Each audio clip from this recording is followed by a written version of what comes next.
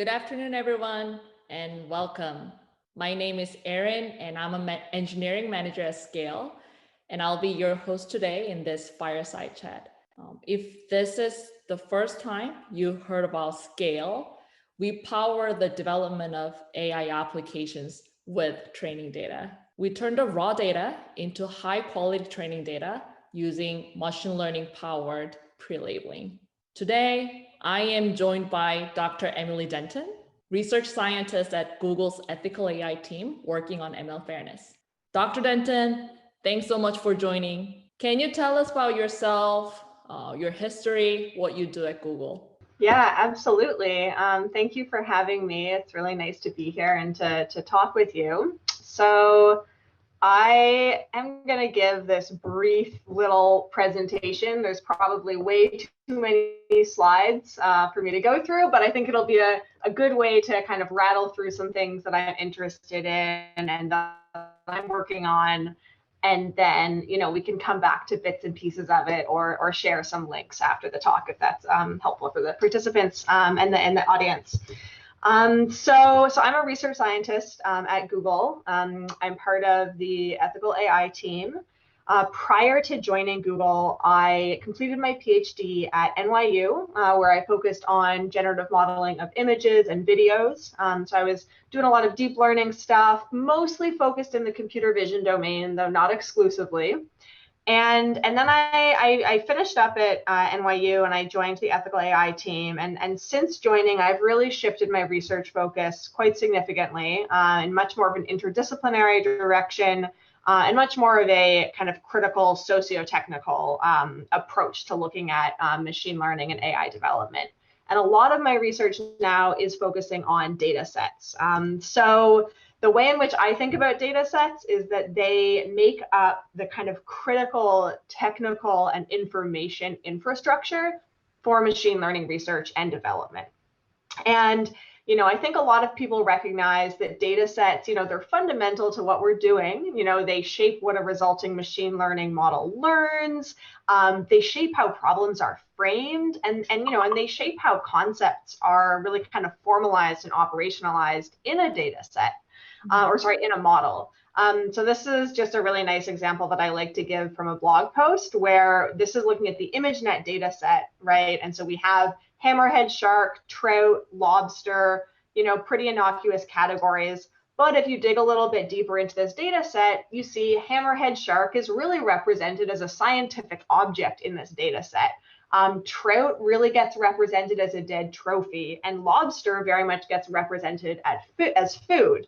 Right, so these are, perhaps less socially consequential examples, but it is an example about how, whenever we construct a data set, we're really embedding a particular view of how this problem is framed and how we're sort of looking at the world. So data set is really critical in this perspective. We also use data sets as measurement devices, right? We use them to compare algorithms, benchmark progress. They're really, really foundational in that perspective.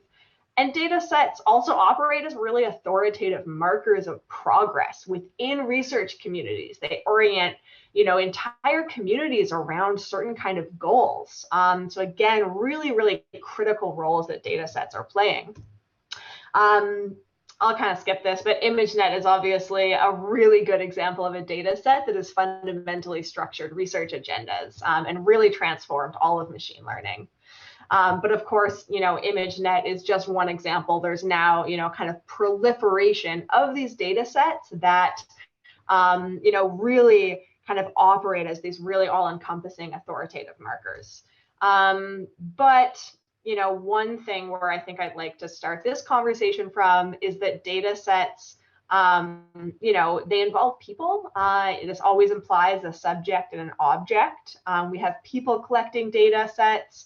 And we have people, kind of being represented in these data sets. And so we really need to be attentive to these various kind of, social complexities when doing this.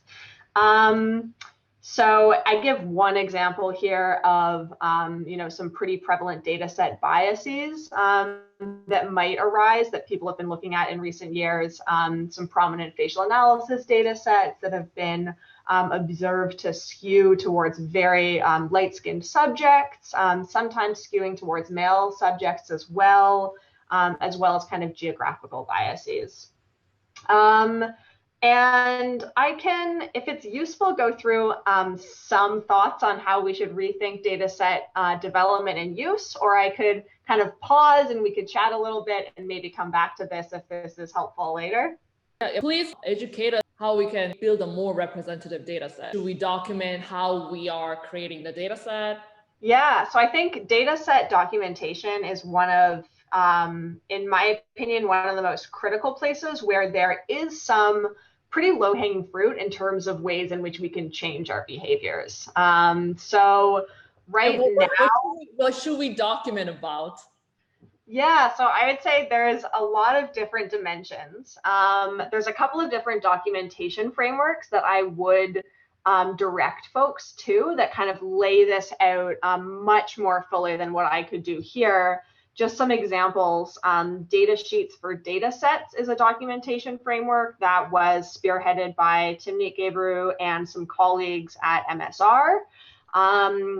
Emily Bender, a researcher at the University of Washington, also a couple of years ago put out a proposal for what she referred to as data statements. I believe that's the correct term. And this was looking more at natural language processing data sets. A colleague of mine at Google, Ben Hutchinson, has recently spearheaded an effort, and there's a recent paper up on arXiv that's looking at data set documentation frameworks that are focused on the full life cycle of data set development. And so each of these frameworks takes a slightly different lens, but is really looking for folks to, kind of probe, who is involved in data set creation, who is involved at different stages, right? Who are the annotators? What are the kind of social identities? Sometimes that's really important of the annotators. If that's relevant, include that information. What are the categories? How are the categories motivated? What are the terms of use? Where should this data set be used, and where should people observe caution, and so on and so forth. And I think one of the key takeaways for me with these documentation frameworks would be thinking about them both as frameworks that can be really useful for downstream users of the data set. So people who are coming to the data set and might want to be able to understand, how should I use this? Where did the data come from? Who is represented in the data set and how? But then also the data set creators to kind of, do a little bit of introspection and thinking at each stage, what do I need to be considering? Who are the different parties that might be involved in a decision? And so the documentation frameworks are both, I think, for the end user and to ensure that, kind of responsible development practices are going on at every step of the process. But Dr. Denton, if you think about it, there are only very, very few people who is actually creating this all like research data set that is used by, like, I would not say millions, but thousands of people. So for me, it feels like more of a awareness problem that we need to like make the creator of the data set to be aware of like what we need to consider. So like what kind of effort do you do to raise the awareness? Yeah, this is a fantastic question, and this really transitions into the kind of rest of my points on this very slide. So I personally think one of the biggest things we need to do is change the culture around which we're kind of thinking about data sets and using data sets. So before kind of talking about that, I'll go through a couple points about how I think we are currently, the current paradigm that we're operating within. And again, of course, not every data set creator is the same. People are doing lots of different things, but broadly speaking, I think this kind of characterizes, the norms and standards that exist within the field, the kind of go-to way in which people think. And so I think right now, data decisions are heavily underdocumented. There's several works that, I'm kind of pointing to here that are looking at this. We also see a lot of categories, often very political categories, tend to be presented as kind of indisputable, natural. We see this more in computer vision data sets, I think, but I think, broad considerations and concerns here. Annotation and labeling is often kind of viewed as purely objective work. And this sort of manifests in, demographic characteristics of annotators being underspecified in data sets. Oftentimes, conflicting annotations might be thrown away as noise, as opposed to recognizing this could be useful signal into ambiguities in a problem framing or a question framing and things like this. A lot of folks, I think, recently have looked into how ground truth often gets presumed or adopted as fact rather than, this kind of outcome of a bunch of social processes. Right. And data work is also heavily undervalued. A lot of folks have been looking into how this kind of work is valued within peer review processes, within the other kind of incentive structures that are shaping this field. And even though data is fundamental, slow, thoughtful, careful data set curation isn't really, kind of valued the way that model development and algorithmic development is valued. And just one final thing I'd say is curriculums and textbooks, they don't really treat data set development as a specialty, which is why I think it's really good to be having this conversation and to have folks who are focusing exclusively on data set development, because it is, it should be like a subfield of machine learning. It's really, really critical work. And requires, a lot of care, attention, thought, and so on. So just to answer your question of what do we do to kind of raise awareness, I think really digging into what I think a lot about is looking at histories of how data sets have been developed and looking at how we have been doing things as a way of making visible a lot of this work so that moving forward, we can value this work, and not just value data set development, but value careful, responsible data set development, and really kind of shift the incentive structures in our field to kind of put that work at the forefront. Mm-hmm. So unless they are the corporates like Google, for example, they have inclusive image challenge, but most of the dataset creators are PhD students, just one or two, one first author and then maybe 2 or 3 more. And then they use Mechanical Turk to actually label it. And as you said, when we see I just read the recent paper about how the choice of particular data set affects the outcome of the generated model or even discriminated model. So whatever goes in actually affects heavily determines the performance and then the outcome. So yep, I totally agree that it should be a very important subfield of the machine learning.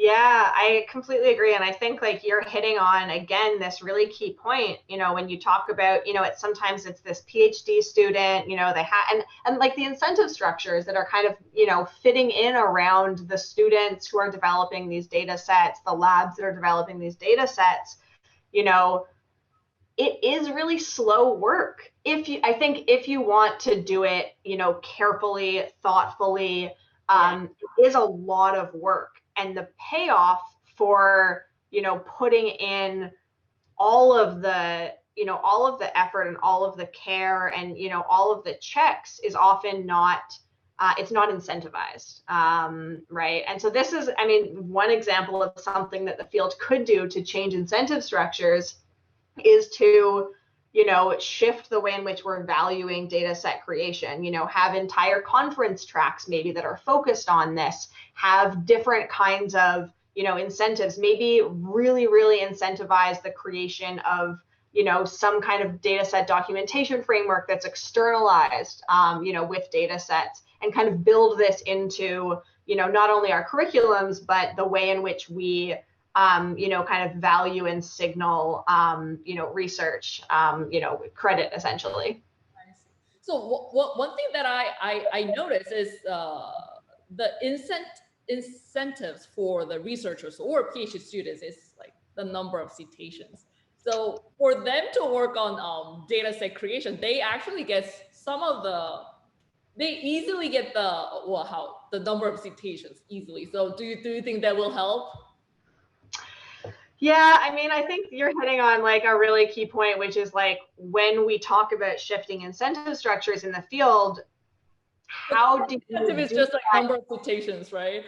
Exactly. Yeah, exactly. I mean, one thing that we could do is right now it is very hard to publish papers that are focusing purely on data set creation in top tier venues.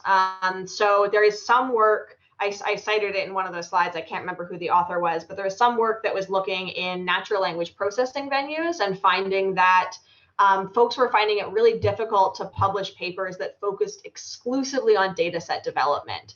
And similarly, with some ongoing work with Morgan Klaus Scheuermann and Alex Hanna, two colleagues of mine, we've been looking at computer vision data sets and a large swath of these data sets and looking at, how many of these publications that are associated with these data sets spend significant time just talking about the data set, and how many of these papers focus on algorithmic developments and squeeze in like a paragraph or two about the data set.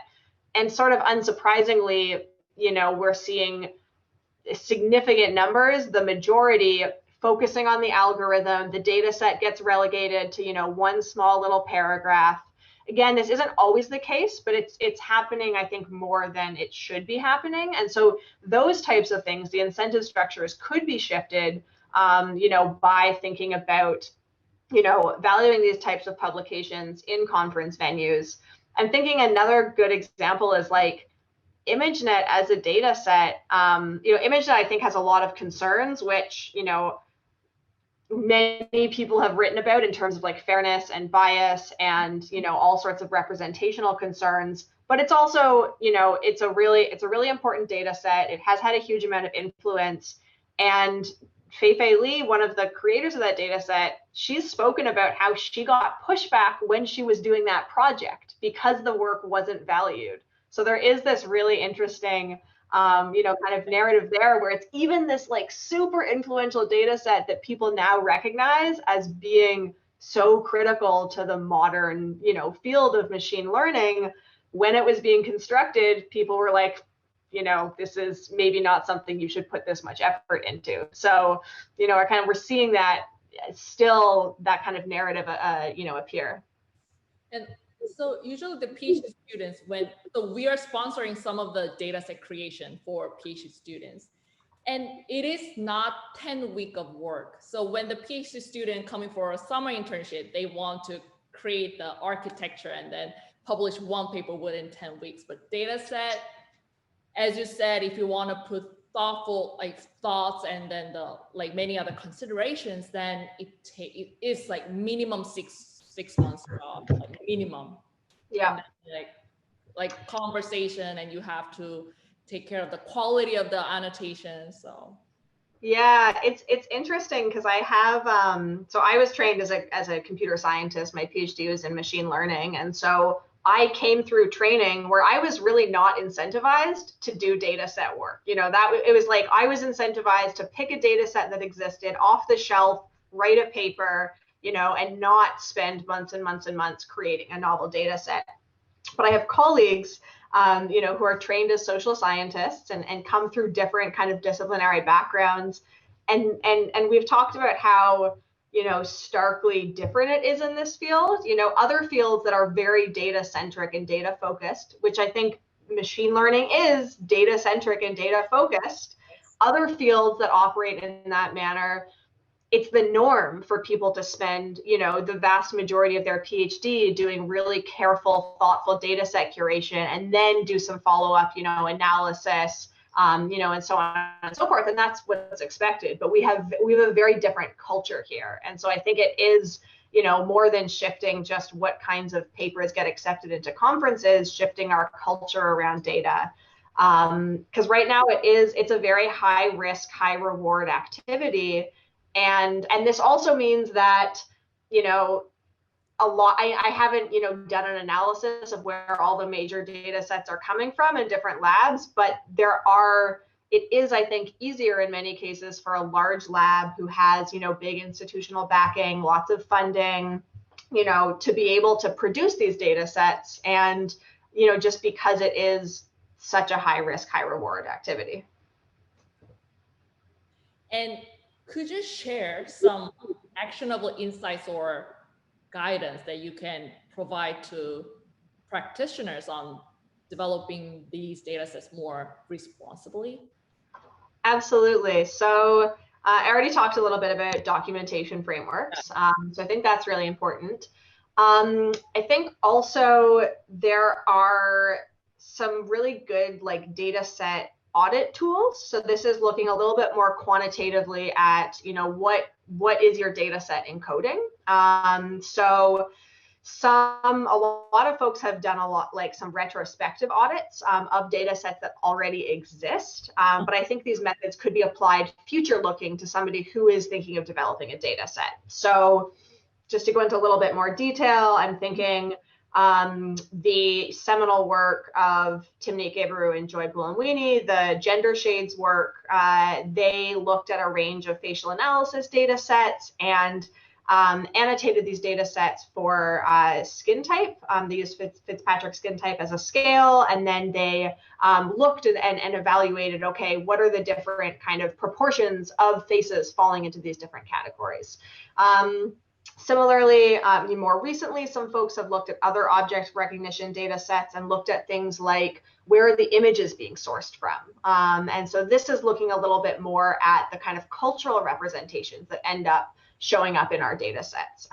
In these audits, they looked at, I think, definitely ImageNet, and I think maybe also Open Images, but I might be getting that one wrong. But they found a significant skew towards Western subjects, so images sourced from Western countries. So I think these types of empirical audits are really good. And I think that these types of audits, there's a couple of different dimensions to look at. So there's, overall, what is the representation of different social groups within a data set? Of course, how you slice those groups is going to depend on the, data set in question, the context of use, all of these types of things. But, looking at different sort of social dimensions, I think is obviously a good place to start. So looking at just across the whole data set, what's the distribution of skin tones, for example, or what's the distribution of age groups? Then also looking within particular categories of your data set. So if you have a data set that is used for some discriminative task or has other target variables in some way, shape, or form, looking at how do these sort of social characteristics distribute within a category. So for example, if your category is cooking, do women show up disproportionately in that category relative to men? I picked that as an example because previous image data sets have found, gender-aligned correlations between activities in the data set. So things like that, not what just do like what should we do if a lot of women appear in the cooking picture? Like, should we screen them or should we rebalance them with the picture with the men cooking? What should we do? Yeah, I think rebalancing can sometimes be a good way forward. So I think there have been a lot of mitigation approaches that focus on things like collecting more data about underrepresented groups, trying to balance statistics across different categories so that you don't end up with stereotype aligned correlations in the data set. I think these tools are important, definitely not sufficient, because a lot of if we're approaching this from a kind of fairness, equity perspective, just increasing representation isn't necessarily going to fix a lot of the problems. For example, you could have categories themselves that are, could be harmful to certain groups if applied by an algorithmic system. So, for example, a really kind of obvious example would be data sets that have gender as a target variable. So in the gender shades work that I referenced earlier, the authors there were looking at biases with respect to gender and skin type in a data set that was used for gender classification. And so what they were looking at was, how did biases in the data set give rise to disparate patterns of error across different groups? And that's one really important sort of lens to take on the problem. But separately, the task of gender classification is a pretty violent task and is one that can, hurt trans, gender nonconforming folks and many other folks. And so that's a pretty clear example where just in, collecting more data, balancing the data isn't going to necessarily make that data set fair or responsible to use when you consider the broader context. So definitely, I think a lot of balancing approaches are important, but want to give the caveat that, not a full stop solution to, fair or responsible AI development. I see. You gave us a lot to think about. Yeah. Okay. One last question. Tell us about any interesting projects you're working at Google. Yeah, so I would say the most relevant project that I'm working on right now is relating to data sets. And this is a sort of multi-year, multi-pronged research agenda that we have called genealogies of data. And what we're trying to do with this work is look at the histories of really prominent data sets, trace the histories of these data sets, and look at the kind of unsaid, unstated values, assumptions, and so on that went into their creation. So really try and understand what were the conditions that gave rise to this data set's creation. And the goal of this, it's a very different sort of analysis, I would say, than a lot of other folks are, I think, applying to data sets. We're obviously not the only ones doing this kind of work, but it is starkly different in the sense that we're looking really at the kind of conditions around which data sets were created, as opposed to just who is represented in the data set and what biases might be present in the data set and things like this. And so our goal with this work is, I'd say multi-pronged. One thing is to really kind of understand the failures that we're seeing AI systems, propagate, and the failures, that are impacting predominantly marginalized communities right now. We need to understand what are the conditions that gave rise to this situation, and data is a really, really fundamental I think site of critical inquiry here. So that's one piece, is really trying to understand how data sets fit into this broader picture. And then second, if we want to construct more responsible, more equitable, more accountable data set development practices, and also data set use practices, we really need to understand where we're at now. What are we doing now? Because a lot of the ways in which we engage with data is through these unsaid, unstated norms. We do these things, it becomes part of the culture, and we don't necessarily attend to what we are doing and how we're operating with respect to data. So that is a really brief summary of one of the things that I'm working on right now that's focused on data. And yeah, we have one small workshop paper out. We've got a couple more things coming out, and I think we're we're trying to build a pretty like broad coalition of collaborators here in a very multidisciplinary sense. So we're bringing in folks from lots of different backgrounds and really trying to, yeah, introspect and like I say introspect with my like machine learning hat on, sort of introspect into the community, but sometimes I'm like stepped outside and looking in. But yeah, really try and understand, yeah, what are the cultures. Do you have anything you're presenting this week at NeurIPS related to? I have two workshop papers at the ML retrospectives workshop.